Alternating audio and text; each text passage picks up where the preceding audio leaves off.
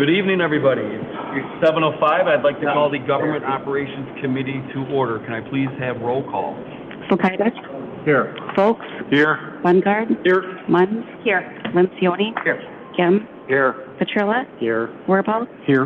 Besner. Here. Weber. Here. Thank you very much. First up is item 5A. Peter Sir is going to, I believe, make an introduction here.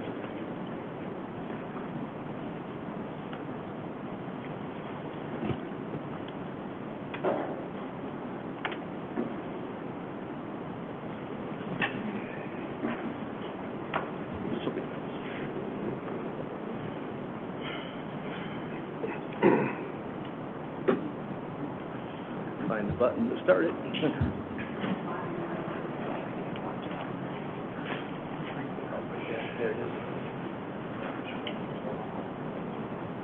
Okay, thank you. Good evening. Last July, FGM Architects was approved to perform architectural design services to address the technology, the sound, the aesthetics, and the layout problems in this space here, the council chamber space, the council committee room, which is just behind us, and dens A and B. Staff has been working diligently with FGM Architects over the past 6 months or so, and this evening we're excited to share some design concepts with you that we believe solve most of the problems associated with these spaces. So without further ado, I'd like to introduce Maggie Krieger. She's our project architect with FGM, and she'll walk us through the designs that their firm created with staff's input. After that, I'll have schedule and cost information to share with you, and we will both be available for any initial feedback you might have tonight or any questions that you may have. So, Maggie. Good evening. Good evening. As Pete said, we've been working diligently with the city to understand the challenges of the spaces here and look at upgrades and improvements. So I'm going to walk you through plans where they're at, which includes some furniture upgrades, finished upgrades, and we've got some renderings so you can see how the space is starting to come together from a design standpoint. Hang on, before you start, Pete, could you make sure the microphone's on? It's just a little hard to hear you. I might not be close enough. Is that better? Perfect. Perfect. So what you're seeing in this slide here is a partial floor plan of the second floor of kind of where we're at now. This is the council chambers area, and you've got your dais here. So what we're looking at is reconfiguring the furniture to create a more identified zone for staff to address some security, relocating them here to the planned north area, which is right over here, with some desks with privacy panels, and then incorporating more public seating down here. And what you're seeing from a count standpoint is approximately 96 seats for public. We will have a new podium here for presentations, as well as a podium over here for staff presentations. And we'll have new AV improvements to support the space as well. In the conference room, we're looking at a new conference table and chairs to support some enhancements and AV upgrades.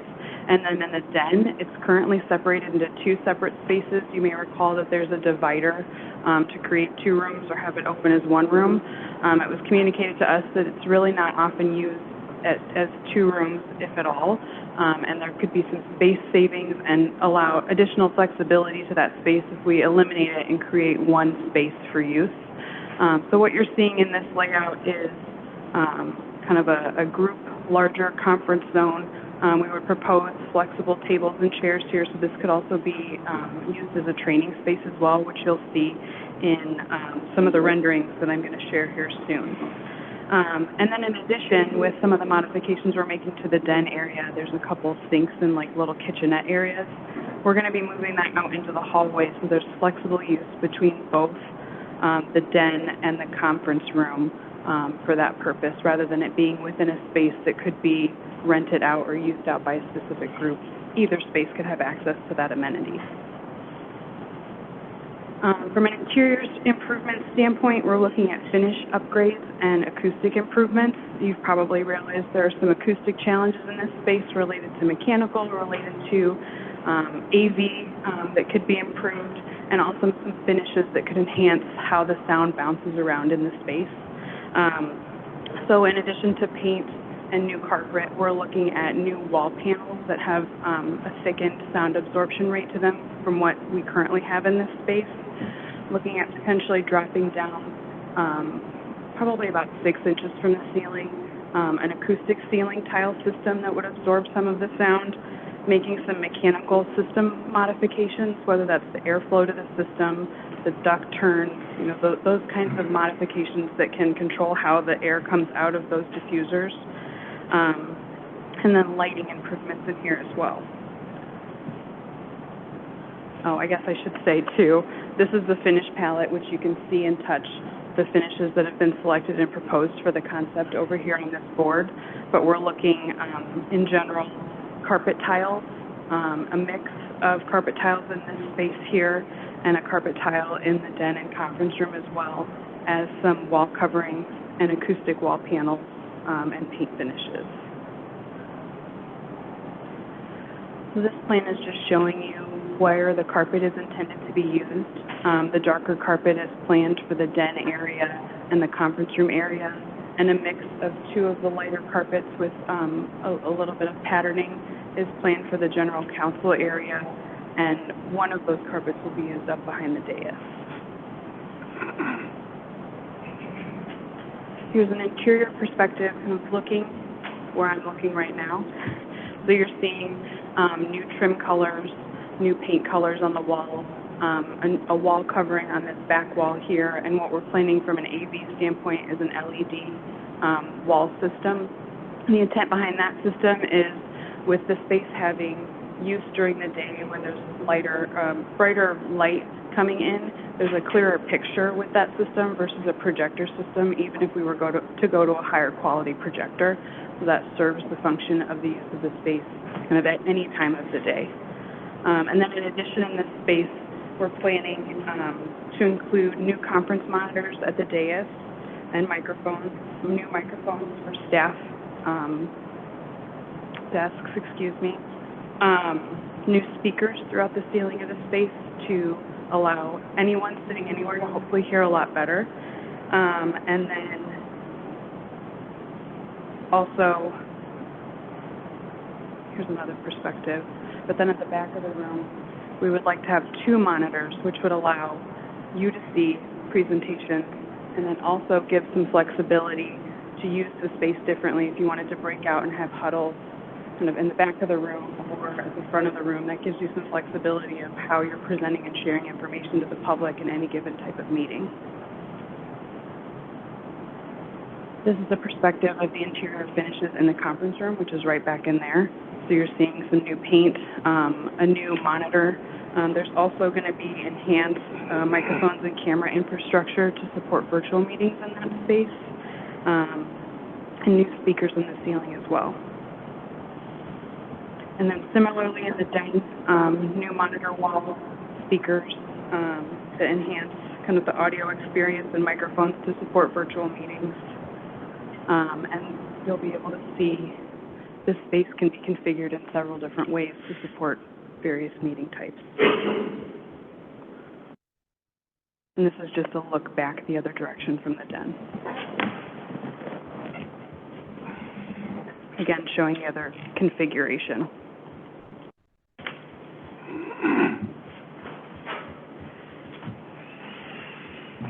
Okay, so in regard to schedule, we have just completed the design development phase.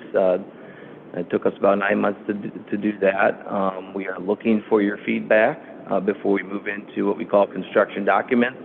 Construction documents are the documents that are put together so that we can bid the project and have contractors bid on the work. At the design development phase, you've seen that we've created some images, we picked some materials, we've selected the types of AV and audio equipment for these spaces, but when we get into construction documents, we really zone in on the specifics, what type of camera or what type of LED wall paneling system behind you and those type of things. So we have some time to make adjustments through the construction documents phase, so don't feel like you need to provide us all of your input today or in the next week or so. We have some time to get information from you and for you to take a look at these plans a little bit longer than just a day. Once we go through construction documents, it takes us about 5 months to do that. That gets us to this fall. We will be ready to bid and permit the project, which could take about 2 months. Now, the big question is construction. I should just put a star on there. We can really construct this project at any time. Once the construction documents are complete, they can sit on a shelf, and we can, it's going to be a disruption to the space. We're going to have to move out of this space for 6-7 months. And so we have to figure that out together. We don't have those answers now. I would suggest that the police station probably offers the best solution that I can think of off the top of my head. But if this is the wrong time for you, and you'd prefer to do it at a different time, we can talk through when it's best to do construction over the next 5 months or so. In regard to cost, this project at this point in time, with a lot of contingencies included, is somewhere between $1.276 million and $1.425. Just for your information, we went through the budget, and we actually have 1.5 identified in our fiscal year 24-25 budget. I will mention, Maggie did mention that we have a lot of technology in this project. About 1/3 of that cost is the technology upgrades to this space. So it's not just paint and wallpaper. The technology is really what's going to transform the way that we can manage meetings. We haven't solved that also. The IS team and Larry and his team has been involved with this project from day one, and they'll continue to be involved. They'll probably have further discussions with council as to the final decisions on how we want to really hold the meeting. But we're going to plan to include the technology in this space so that you can manage a meeting like we do today, or we can do it virtually, a lot of cameras, that type of thing. So there'll be more discussion about actually how to perform a meeting. With that, we're both open for questions, comments, initial feedback. Again, I know this board is difficult to see, but after the meeting, you're more than welcome to come up and take a look at the colors and patterns that we've selected. Okay. Go ahead, David.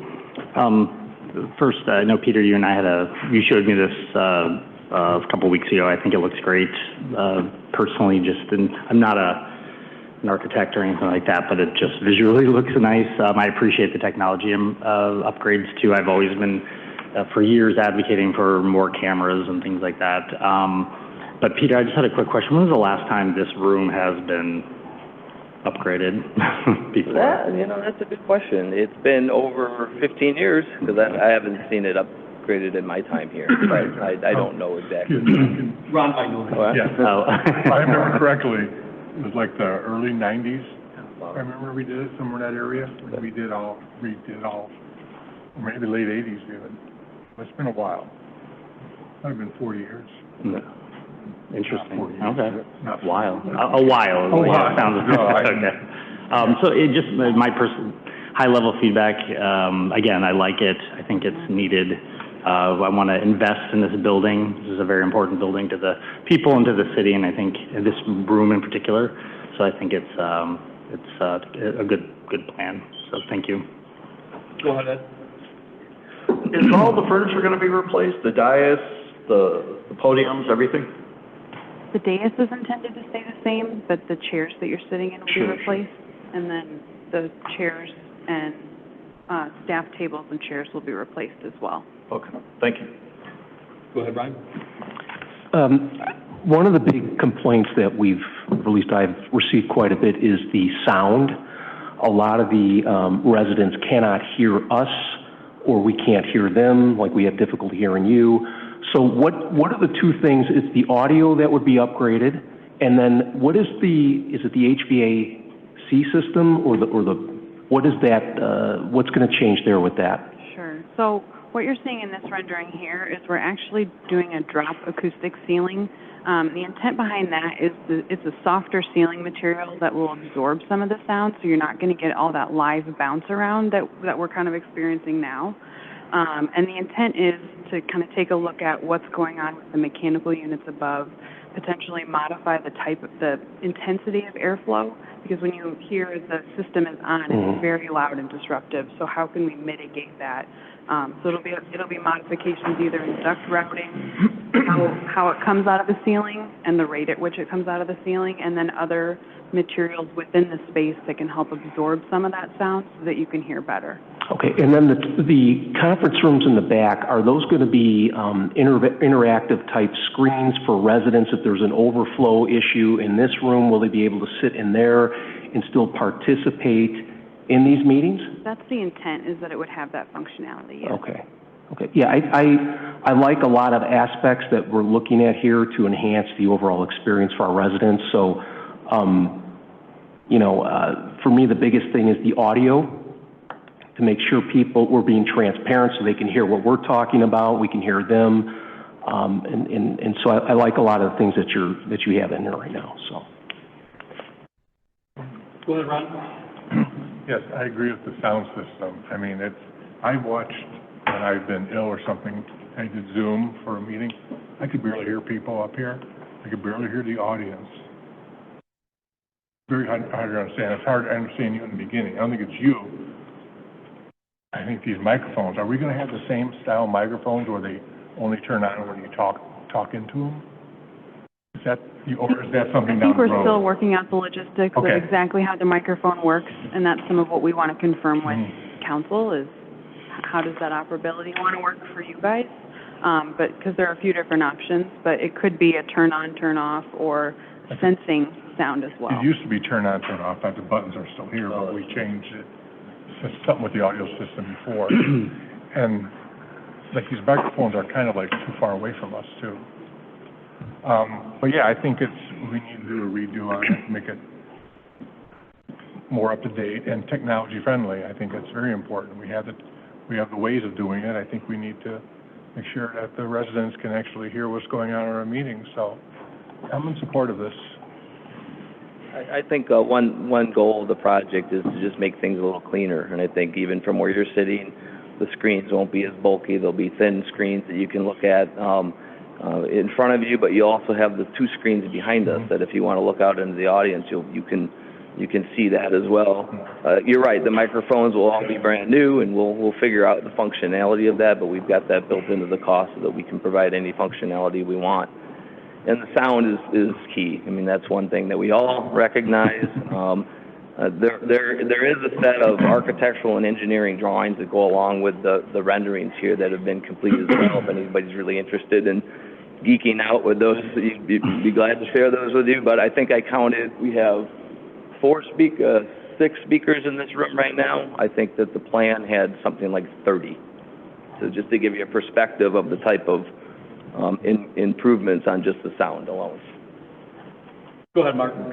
Yeah, I appreciate the work that's gone into it. I guess my main concern with everything will always be looking at the overall cost of things. And when I look at some of the bigger issues we have coming down the line that we have to discuss, and wondering, not to I don't want to say bare bones it, but can we prioritize what might be the most important needs? Can we get those priced out? And maybe some of the other things, are they just more aesthetically pleasing that we're adding? Are they really a need, or are they more want? I wonder if we can look at kind of deciphering between the two, if that can help with costs a little bit.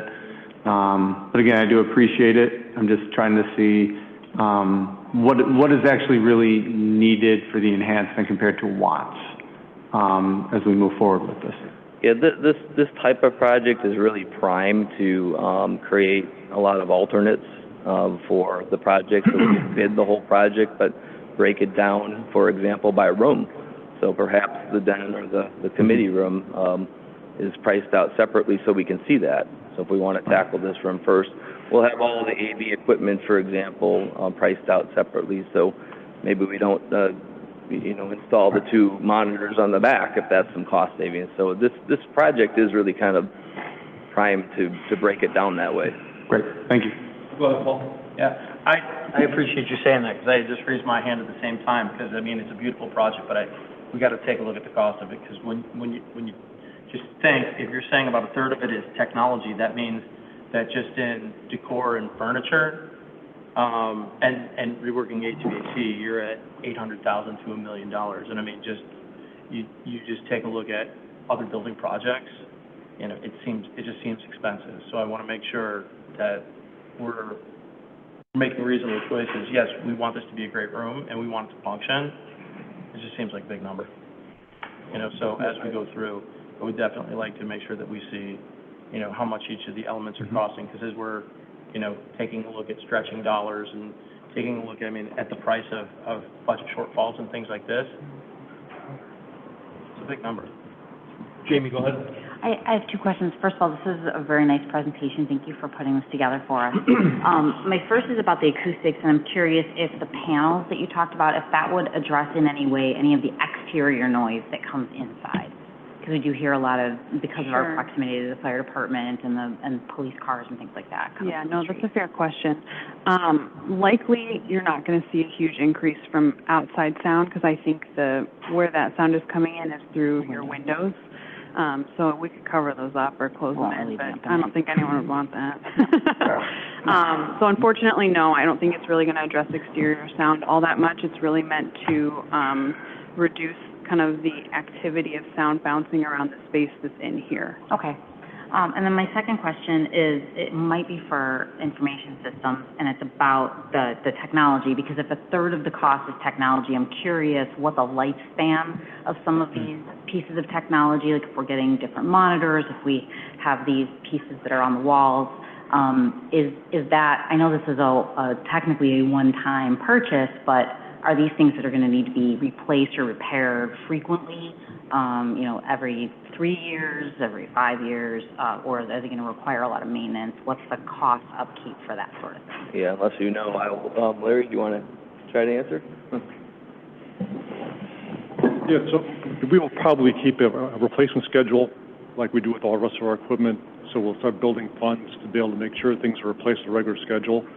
The monitors that are in front of you right there, I think they're as old as the rest of the system here. So I think that'd be the plan. Some things are going to have a shorter lifespan than others, but I think to give this room more lifespan would be to replace the technology that needs to be replaced on a regular schedule, but only when it needs to be replaced. A lot of these things, like the monitors and the AV systems, do have a reasonably long lifespan.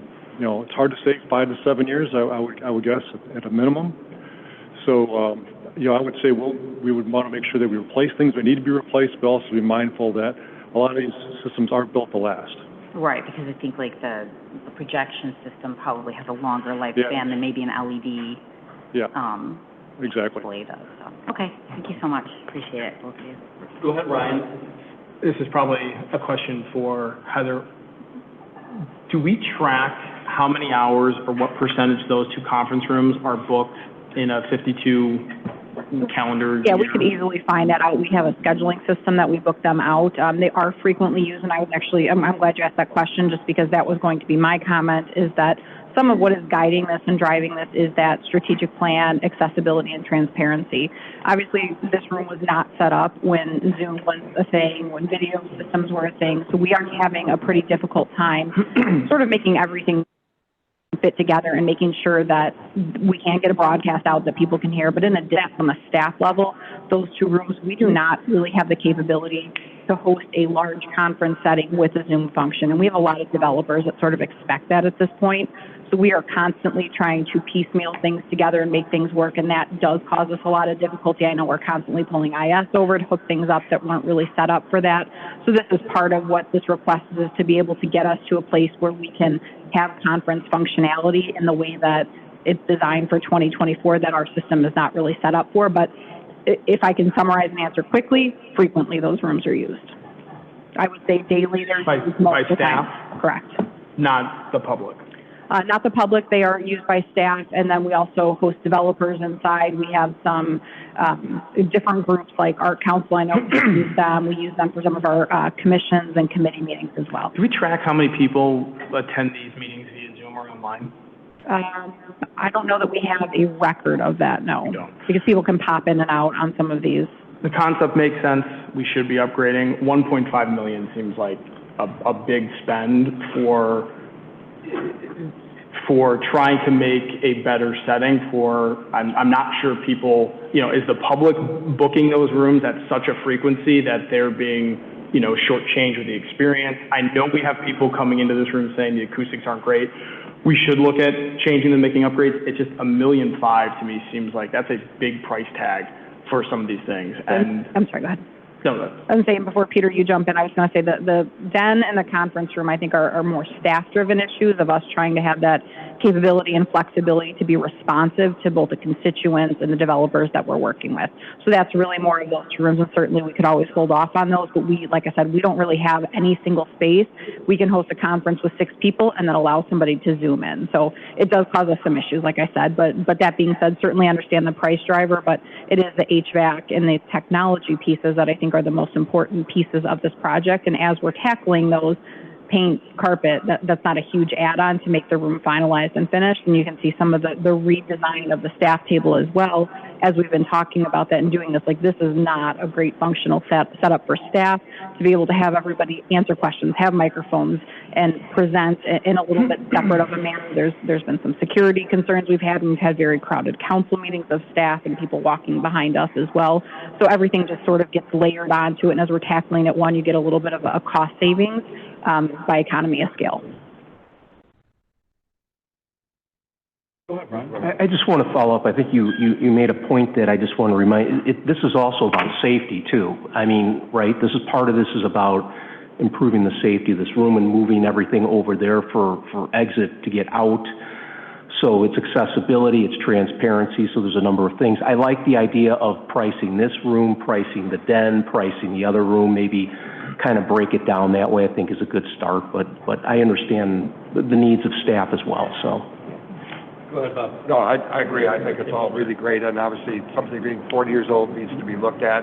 And I just know from residents that have asked me that have attended city meetings, they're kind of held off because they can't hear, whether it's on Zoom or whether they're here in person. So I think addressing this particular chamber to make it more resident-friendly might be first. I agree the cost probably needs to be broken down a little bit, and maybe we piecemeal chamber, conference room, and then the dens.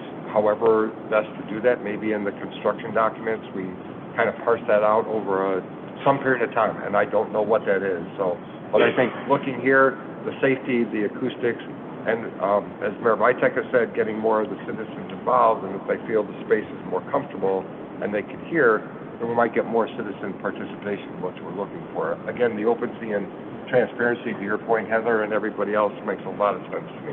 And just to respond briefly to that, after every council meeting we've had where we've had a robust discussion and a large amount of people here, I have received lots of complaints about people that can't hear, the temperature, different things in here. And I think a number of you may recall one meeting where I was back up and forth like a ping pong ball trying to adjust the temperature because people were hot, and then adjust it down because people couldn't hear. And it becomes this difficult balance to try to make everybody feel like they're able to participate in the meeting effectively. Go ahead, David. No, and I agree. Parsing it out, that's fine. I mean, it's prudent in that. I just have another question. Somebody mentioned the microphones. Again, maybe this is too early, but I'm just thinking out loud. What about microphones that we could pin? Would that be more a cheaper option, to put on our shirt or on our coats or something instead of having a fully integrated system? Is that something that's doable, or? I'm sure it's possible. I haven't priced it out specifically, but we can certainly look into it. Let's look, I don't know, look into that. Why not? Okay, cool. Thank you. Also, great point, Peter. I mean, that after you said this, those 2 monitors in the back, I have a monitor in front of me. Why do I need to look at another one in the back? Maybe that's something we can shave some of the costs off. I don't know. Just thinking out loud. Go ahead, Ryan. Is there a reason why, if there's security issues, we haven't moved over here and change the configuration of the room? It's not just about the configuration itself, it's the way that these tables are set up, and it's not really functional. We can shift them to the other side, it doesn't really solve our problem. The idea is more of a designated staffing area where then you can sort of section off. So there's a lot of good concepts in here, and I think making upgrades, to a space 30 years is not a big ask, and we should look at that. We've had a lot of conversations in the last 90 days about what we're spending our money on and how we're trying to stretch dollars and make things work. And I'm very supportive of a lot of the concepts in here, but I think you gotta take the same approach that we have with other things, and being mindful of what do you really want, where do you really want to put your dollars with some of this stuff? And, you know, tech, safety, furniture, it's all good, but I think you gotta follow a similar conversation you've had in the last 100 days. Go ahead, Paul. Yeah, and just to review the comments that I made, I took, because you said the estimate was technology was about a third of it. I take that out even in my consideration. You know, I look for cost savings in finishes and furniture and treatment. I mean, I think that we should have a good looking room, but I think that the technology spend, like, I support 100%. We have to be functional, you know, but I just equate, you know, what's probably about 4,000 square feet to, you know, $350 a square foot, you know, for a remodel that's not touching roofs and just a little bit of HVAC. Any other questions? I have a couple questions. This room that's back there, is there a reason we can't just open up that wall and just make this room overall bigger? Is that something that can't be done, that structural wall? Yeah, that's nothing we looked at. I'm sure that we could. The reason I'm saying that is because if we were to focus money spending on, I mean, I feel like this room should obviously take priority over any other room with audio and visual, you know, that whole experience being priority number one. And maybe there's a way to utilize this room more once we get more, you know, more advanced with technology and screens, to where you could have developers could actually have meetings in here if you have a functional screen that's able to be used easily to maximize the spend in this room, focusing all energy on this room, you know? If I can just comment too, that eliminates one of two conference rooms that we have in City Hall. So that just puts us in a little bit of a predicament with not having the space that we need. And also, as we've been talking about security, there was a reason why the staff located was over there because of that access to that room, and then not having a ton of community members standing behind us. So that was the rationale, at least, behind that. We eliminate that if we completely open up that wall. Steve? Go ahead, Ed. You jogged my memory about what I was talking about. Is there any chance to put glass back there? See-through glass, whether it's with blinds or not? As more of like a quiet room or something where overflow and all that? Yeah, again, anything's possible. I mean, that's certainly something that we could do. It would add to the cost, obviously, to do that. And, you know, if it's just a visual thing so that those folks that would be in that room could see in here, is that what the goal would be, or? Yeah, I'm not trying to, you know, add the cost. I just wasn't sure if that was something typical as you go around and design these types of facilities, if that's an option that's come up in the past.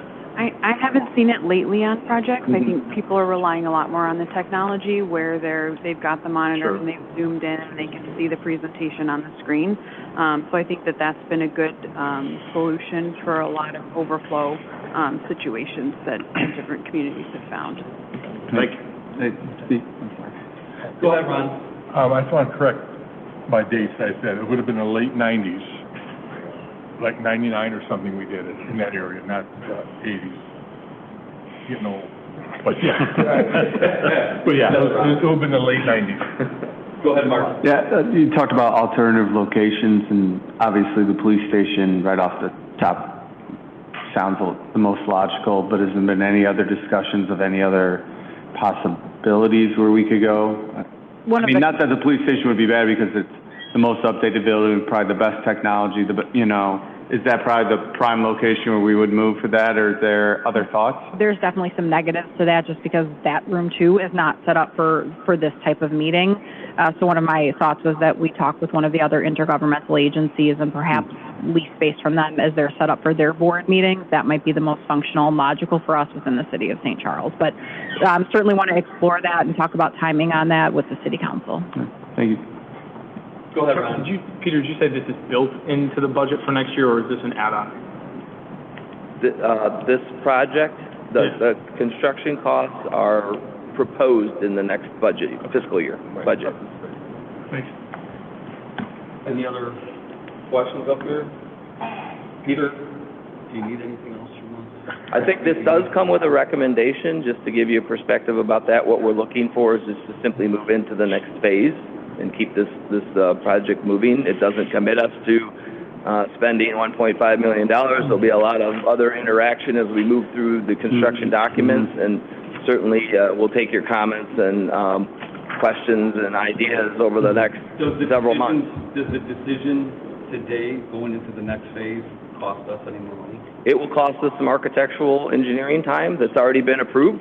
That's been approved in July, so we're not seeking that approval. It's just a continuation of their services. Well, I'll make the recommendation that we approve moving to the next phase to produce construction documents and all the other, elements that we need to better understand the project so you can keep planning. I'll second that. Okay, I got a motion from Lencioni, second again, to move forward with pursuing this move.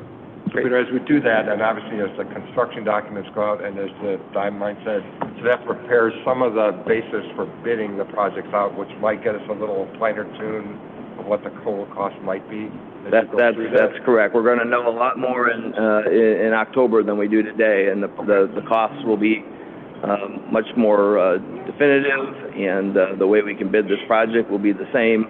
And we'll have some further discussions about what type of microphones. And that will also give you, pardon the interruption, give you an idea on what kind of firms you would look at as far as going out to bid for technology, carpet, and all those things. Just thinking through my experience with capital projects as you piece that together. So that's correct, yes. Okay, so I have a motion second to, we're not obviously passing any kind of ordinance or anything like that, but this is just to continue on discussion. All those in favor say aye. Aye. Those opposed say nay. The ayes have it. Thank you very much. Thank you. Thank you. Next up, we have public comment. Anybody here for public comment? Seeing none, I'll move on to additional items by the mayor, council, staff. I do not see anything there. We have no need to go into executive session. I'm looking for a motion second to adjourn. So moved. So moved by Lencioni, seconded by Folks. All those in favor say aye. Aye. Those opposed say nay. The ayes have it. This meeting is adjourned. Thank you.